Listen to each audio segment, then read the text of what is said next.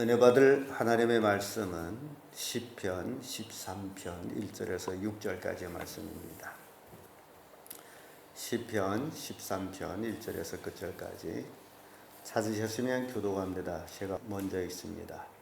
여호와여, 어느 때까지니까 나를 영영히 잊으시나이까? 주의 얼굴을 나에게서 언제까지 숨기겠나이까?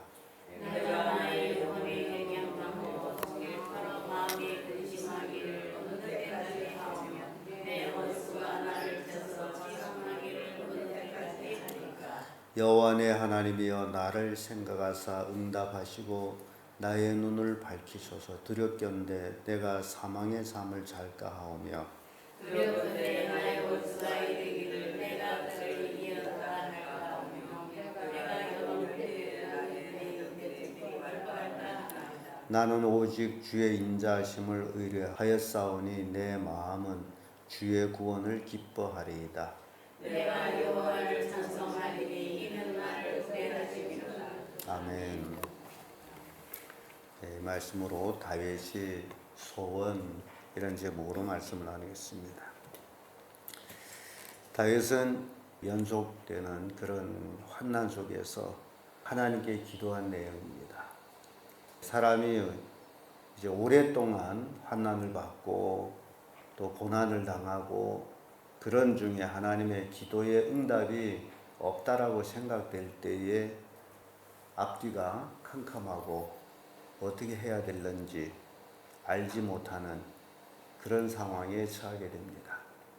다윗이 바로 오랜 환난을 받으면서 하나님께 간구하였음에도 불구하고 마치 하나님은 들어주시지 아니하는 그런 상황 속에서 바로 13편의 그 시의 고백을 우리가 보면서 다윗이 어떤 소원을 하고 있는지를 이제 보게 됩니다.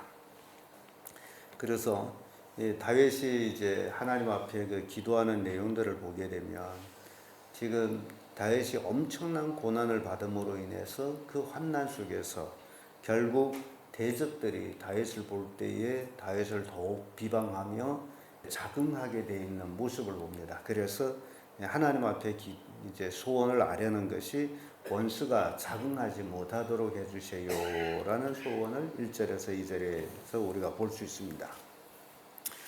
1절의 말씀 보면 여호와여, 어느 때까지니까 나를 영영히 잊으시나이까? 주의 얼굴을 나에게서 언제까지 숨기시겠나이까? 이런 고백으로 시작이 됩니다. 그러니까 마치 지금 다윗이 앞에 있는 하나님은 이제 숨겨진 하나님, 다윗에게 나타나지를 않아요.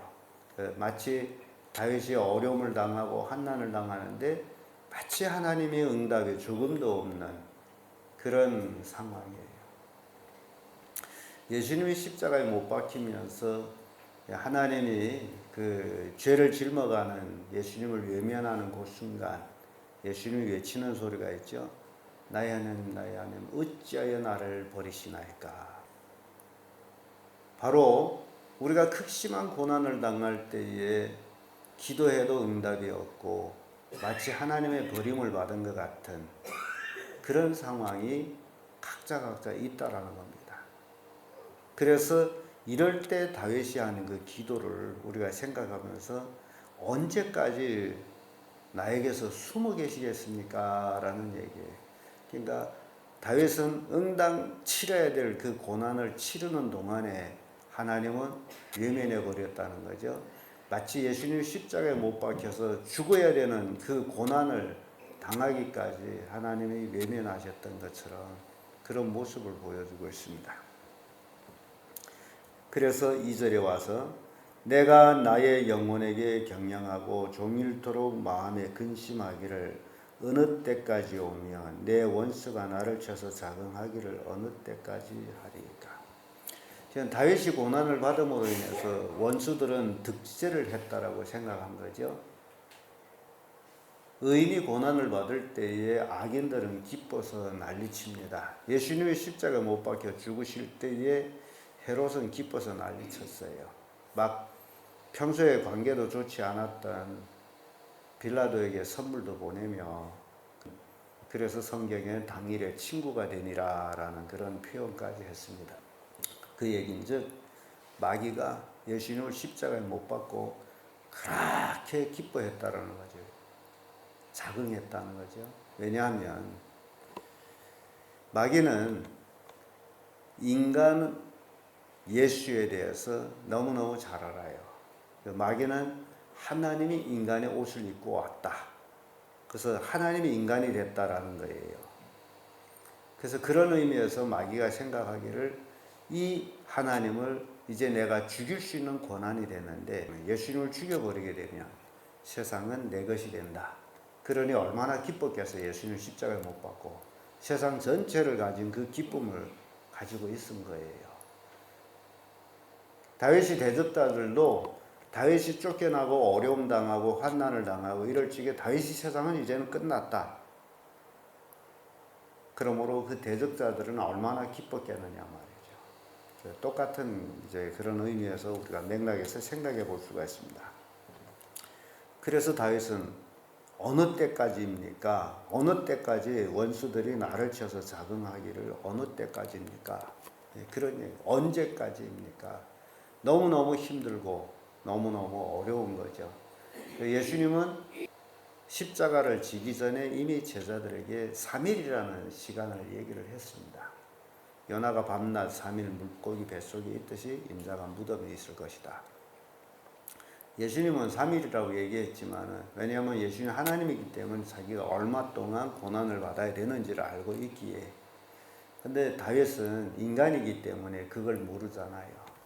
우리도 마찬가지죠. 우리도 인간이기 때문에 우리가 만약에 고난을 당한다면 우리가 만약에 환난을 당한다면 그것이 얼마나 될는지 우리가 알 수 없다라는 거죠. 마치 하나님이 나를 버린 것 같은 그런 마음이 들 때 있다 그 얘기예요. 그래서 다윗은 내가 이렇게 환난을 당하고 고난을 당함으로 원수가 대적들이 자긍하지 못하도록 해주세요 라는 그런 소원을 아렵니다. 시편 35편 26절에 보면 나의 해를 기뻐하는 자들로 부끄러워 낭패하게 하시며 나를 향하여 자긍하는 자로 수치와 욕을 당케 하소서라는 그런 저주적인 그런 기도를 하는 내용들을 봅니다.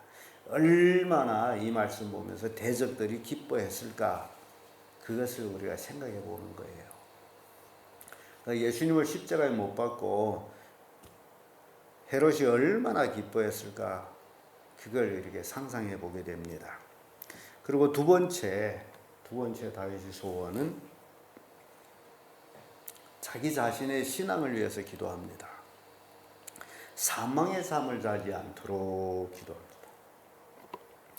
사람들은 하나님의 버림을 받았다라고 생각할 때에 자포자기하면서 신앙이 낙태해지고 될 대로 되라지 그런 마음을 품습니다. 될 대로 되라지라는 것은 소망에 대해서 소망이 없는 모습을 이제 보여주고 있는 거죠. 될 대로 되라지 이렇게 되든 저렇게 되든 그런 얘기죠.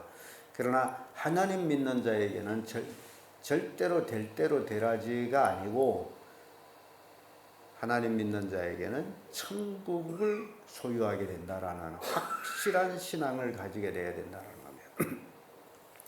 그래서 다윗도 그 극심한 고난이 연속됨으로 인해서 하나님이 나를 버리지 아니했나 그런 두려움도 있고 그래서 3절의 말씀 보면 여호와 내 하나님이여 나를 생각하사 응답하시고 그런 모습 봅니다. 좀 응답해 주세요. 좀 뭔가를 보여주세요. 나를 생각하사 응답하시고 나의 눈을 밝히소서. 눈을 밝혀달라. 다윗이 눈이 어두웠어요. 여기서 눈을 밝혀달라는 것은 바로 영안을 밝혀달라는 겁니다. 영의 눈을 밝혀주세요 하는 거예요. 왜냐하면 영안이 어두워지면 하나님이 하는 일들을 볼 수가 없습니다. 그래서 세속에 빠지게 돼 있어요. 자포자기하게 돼 있습니다. 그래서 하나님 내 눈을 밝혀주세요. 하나님을 볼 수 있는 눈을 밝혀주세요. 세상에 하나님의 뜻을 볼 수 있는 눈을 밝혀주세요. 그래서 우리의 눈이 밝아야 됩니다. 이게 영안이에요. 영안이 밝아야만이 하나님의 뜻을 이제 분별할 수가 있습니다. 영안이 어두워지면 하나님의 뜻인지 세상의 뜻인지 자기 뜻인지 분간을 못 해가지고, 분간을 못할 때는 사람들을 따라갑니다.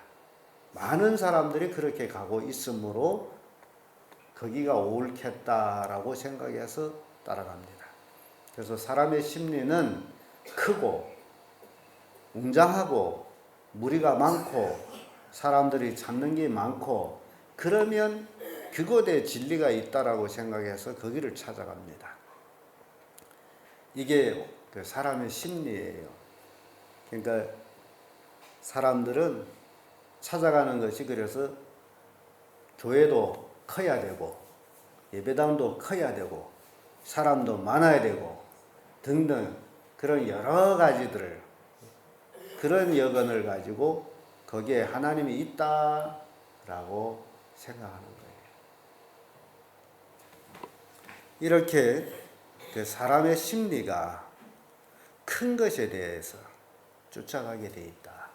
그러니까 다윗이 이제 어려움을 당할 때는 큰 자가 아니라 작은 자가 되어버렸고, 수없이 많은 사람들은 큰 자라고 생각하는 그 큰 무리를 쫓아갔다라는 겁니다. 오늘날도 그런 말들이 있으면 큰 물에서 놀아야 된다.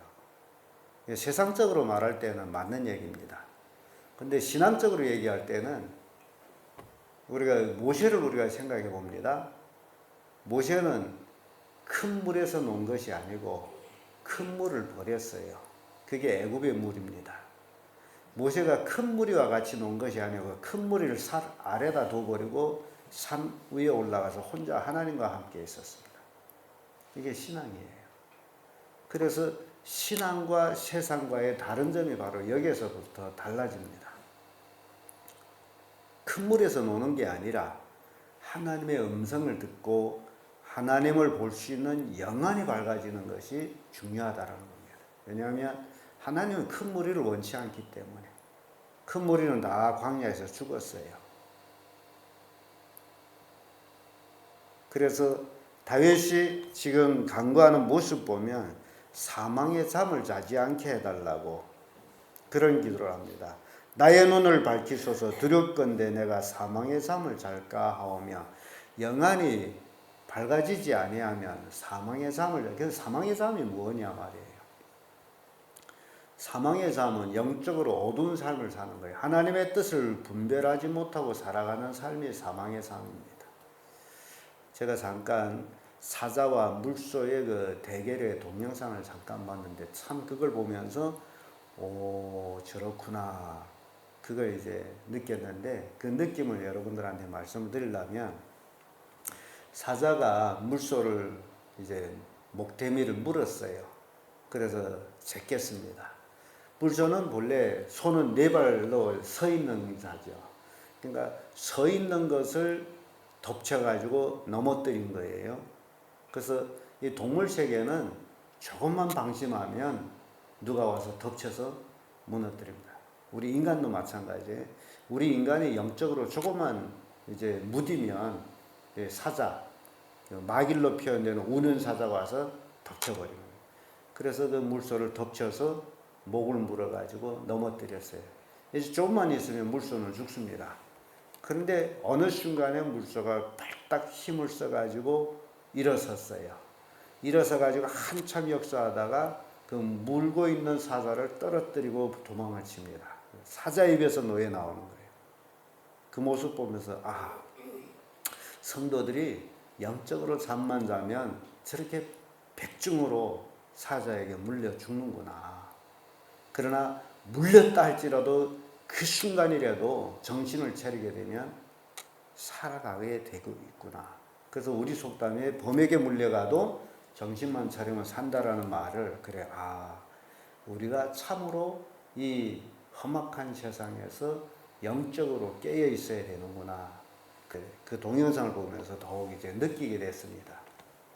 조금은 방심하네요. 그러니까 다윗은 극심한 환난이 그로 하여금 영안이 어두워지도록. 왜냐하면 육체적인 환난만 자꾸 생각하다 보면 하나님의 뜻을 망각할 수 있다라는 겁니다. 그러니까 우리가 이 세상 살아가면서 우리가 육체적으로 어려움을 당할 때에 하나님을 생각할 수 있는, 영의 잠을 자지 아니하고 더 깨어 있는, 그것이 신앙이라는 겁니다. 그래서 다윗은 사망의 잠을 자지 않도록 간구하는 모습을 봅니다. 다윗의 소원이에요. 사망의 잠을 자게 되면 100% 막이 밥이 됩니다. 육적인 것만 생각하고 영적인 것을 생각지 않으면 100% 막이 밥이 된다는 거예요. 그래서 다윗은 나의 눈을 밝히사 그렇게 하여 나의 눈을 밝혀주세요. 영의 눈을 밝혀주세요. 나의 영의 눈을 밝혀주세요. 사망의 잠을 잘까 합니다. 사망의 잠을 자면 안 된다. 시편 132편 4절에서 5절의 말씀 보면 내 눈을 잠들게 아니하며 내 눈꺼풀로 졸게 아니하기를 여호와의 처소 곧 야곱의 전능자의 성막을 발견하기까지 하리라 하였나이다. 눈을 잠들게 하지 않아. 하나님의 성막을 발견할 때까지 내가 눈꺼풀도 감지 않을 것이다. 하나님을 발견할 때까지 잠을 자지 않을 것이다. 그런 이제 고백이에요. 그래서 우리가 그 신앙생활하면서 그 하나님의 깊은 뜻을 발견해야만이 신앙에 흔들림이 없고 영적인 잠을 자지 않게 됩니다. 끝으로 다윗의 소원을 보게 되면 하나님만 의지하게 하도록 하는 그런 소원의 기도를 합니다. 5절에서 6절의 말씀인데 5절의 말씀 보면 나는 오직 주의 인자하심을 의뢰하였사오니 내 마음은 주의 구원을 기뻐하리이다. 지금 바깥 환경은 지금 다윗에게 굉장한 극심한 고난의 환경에 까딱 잘못하면 죽는 것. 인간은 죽으면 모든 게 끝나죠. 그러니까 정치인들 사이에도 자기 위치를 세우기 위해서는 반드시 반대 정치인을 죽여야 됩니다. 그게 이제 세상 정치예요. 그래서 이런 것들을 우리가 보면서 다윗이 지금 굉장히 환경적으로 정말 사느냐 죽느냐 하는 그런 환경이에요. 그런데 다윗이 거기에 이 고백을 보면 나는 오직 주의 인자하심을 의뢰하였사오니 그런 환경 속에서도 주의 인자하심, 주께서 모든 걸 용서하여 주시고 모든 걸 이제 축복으로 바꿔주시는 그 하나님을 내가 의뢰하였으니 나는 내 마음은 주의 구원을 기뻐하네. 이 험악한 세상에 살면서 우리도 똑같죠. 예수 그리스도의 십자가 보혈의 피로 내가 구원을 받았다라는 그 구원의 기쁨 하나만 가지고도 얼마든지 이 험악한 세상을 이겨나갈 수 있는 힘이 된다는 겁니다. 그러니까 하나님이 나를 버린 것 같은데 예수 그리스도의 십자가 보혈을 생각하면서 그래, 예수 그리스도의 십자가 보혈을 내가 의지함으로 인해서 내가 구원을 받지. 그 구원의 기쁨을 우리가 회복해야 된다. 예수 그리스도를 통한 구원의 기쁨. 다윗은 구원의 기쁨을 가지고 있어요. 그 극심한 환난 속에서 구원의 기쁨을 가지고 있었다. 그래서 6절에 보면 내가 여호와를 찬송하리니. 그러니까 그 극심한 환난 속에서도 누구를 찬양해요? 하나님을 찬양하는 것. 그러니까 정말 어려우면 어려울수록 더욱 하나님을 의지하는 그 다윗의 모습을 우리가 보면서 신앙은 이런 것이다. 좋을 때만 신앙하는 게 아니고 어려울 때, 극심한 고난이 임할 때에 더욱 하나님을 의지하는 것, 하나님을 찬송하는 것. 이는 나를 후대하심이로다. 하나님만이 나를 후대하신다. 모든 사람이 나를 대적할지라도 하나님은 나를 후대하신다. 그래서 다윗은 하나님을 찬송한 것입니다. 시편 22편 4절에서 5절의 말씀 보면 우리 열조가 주께 의뢰하고 의뢰하였으므로 수치를 당치 아니하였나이다. 하나님을 의뢰해야만이 수치를 당하지 않는다, 그 얘기예요. 시편 37편 3절에도 여호와를 기뻐하라 저가 내 마음의 소원을 이루어 주시리로다. 하나님을 기뻐하는 자만이 마음의 소원이 이루어진다. 마음의 소원은 바로 믿음의 실상이에요. 그것이 이루어진다. 우리가 믿기 때문에 소원을 가지고 있는 거죠, 마음에. 그래서 마음의 소원이 이루어진다. 자, 우리는 이렇게 다윗의 소원들을 살펴봤습니다. 다윗은 극심한 환난 속에서 하나님이 대적들이 자긍하지 못하도록, 그리고 영적인 잠을 자지 않도록, 그리고 하나님만 의지하도록 이런 기도를 하는 그 다윗의 소원을 우리가 보면서 우리도 똑같이 이 세상 살아가면서 이런 소원을 가지고 믿음의 사람이 되자. 그래서 마음의 소원이 주님 안에서 이루어져가는 그런 축복을 우리가 이 땅에 살아가면서 받자. 이게 오늘 우리에게 주는 교훈입니다. 기도하겠습니다.